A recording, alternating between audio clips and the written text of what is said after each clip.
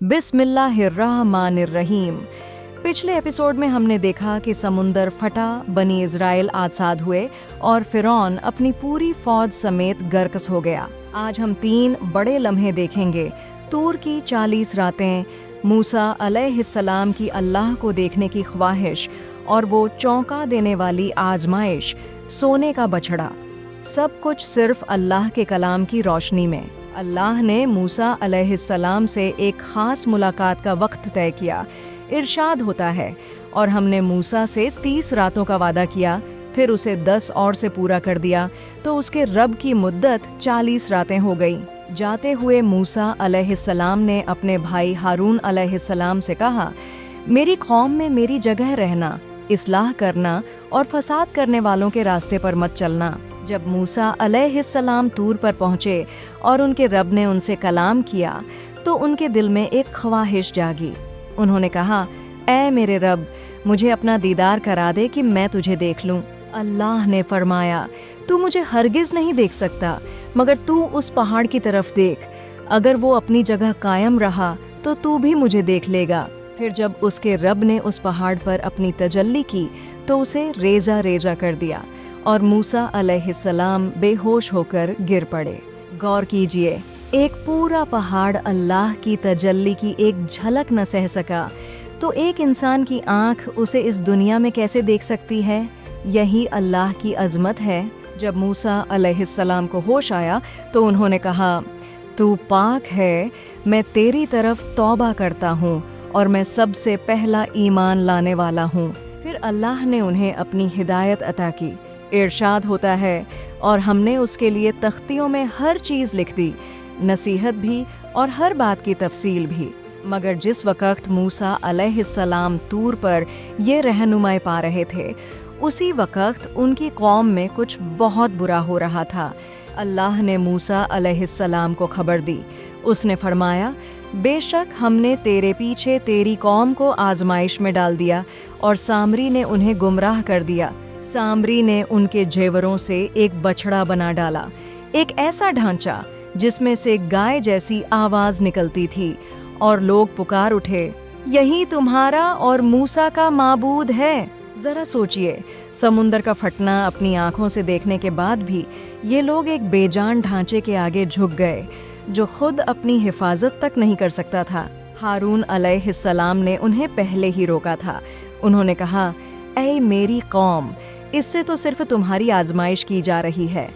तुम्हारा रब तो रहमान है, तो मेरी पैरवी करो और मेरा हुक्म मानो। मगर उन्होंने ज़िद की और कहा, हम तो इसी की इबादत पर जमे रहेंगे जब तक मूसा हमारे पास वापस न आ जाए। और फिर मूसा अलैहिस्सलाम गुस्से और अफसोस में भरे वापस आए। उन्होंने कहा, तुम लोगों ने मेरे पीछे कितनी बुरी जगह ली। क्या तुमने अपने रब के हुक्म से पहले ही जल्दबाजी कर दी? गुस्से में उन्होंने तख्तियाँ रख दीं और अपने भाई हारून का सर पकड़कर अपनी तरफ खींचा, ये समझकर कि शायद उन्होंने रोका क्यों नहीं। हारून अलैहिस्सलाम ने नरमी से कहा, ऐ मेरी माँ के बेटे, मेरी दाढ़ी और मेरा सर मत पकड़।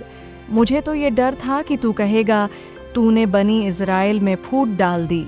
यानी हारून अलैहिस्सलाम ने अपनी पूरी कोशिश की थी, मगर लोग न माने।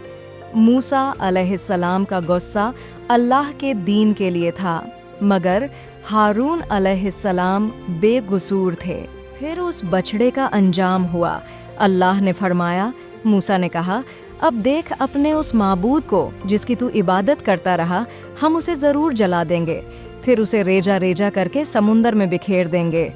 वो झूठा माबूद जो खुद को आग और राख से न बचा सका, भला वो किसी और को क्या बचाता? यही हर झूठे माबूद की हकीकत है। और आखिर में मूसा अलैहिस्सलाम ने अल्लाह से दुआ की।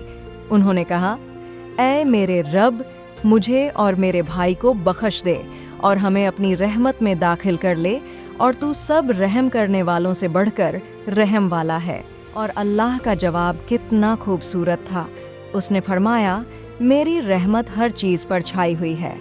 इतने बड़े गुनाह के बाद भी तौबा और रहमत का दरवाज़ा बंद नहीं हुआ। अब इस एपिसोड से 4 बड़े सबक। पहला, अल्लाह की अज़मत इतनी बड़ी है कि एक पहाड़ तक उसकी एक झलक न सह सका। اس کے سامنے ہمیشہ عاجزی اور ادب چاہیے۔ دوسرا، بڑے لوگوں کی غیر موجودگی میں بھی گمراہی پھیل سکتی ہے۔ دین پر قائم رہنا ہر ایک کی اپنی ذمہ داری ہے، کسی اور کے بھروسے نہیں۔ تیسرا، غصہ حق کے لیے ہو سکتا ہے مگر بے قصور پر ظلم نہیں۔ موسیٰ علیہ السلام کے غصے میں بھی ہارون علیہ السلام کا حق محفوظ رہا۔ اور چوتھا، گناہ چاہے کتنا ہی بڑا ہو، سچی توبہ کے بعد اللہ کی رحمت اس سے بھی بڑی ہے۔ اس کی رحمت ہر چیز پر چھائی ہوئی ہے۔ اگلے ایپیسوڈ میں، جو اس سیریز کا آخری ایپیسوڈ ہوگا، ہم ایک بے حد دلچسپ سفر دیکھیں گے۔ علم کی تلاش میں موسیٰ علیہ السلام اور اللہ کا ایک نیک بندہ۔ یہ ایپیسوڈ کل شام ٹھیک 6 بجے آئے گا۔ اللہ ہمیں اپنی عظمت کا احساس، دین پر ثابت قدمی اور سچی توبہ کی توفیق عطا فرمائے، اور ہمیں اپنی اس رحمت میں داخل کرے جو ہر چیز پر چھائی ہوئی ہے۔ آمین۔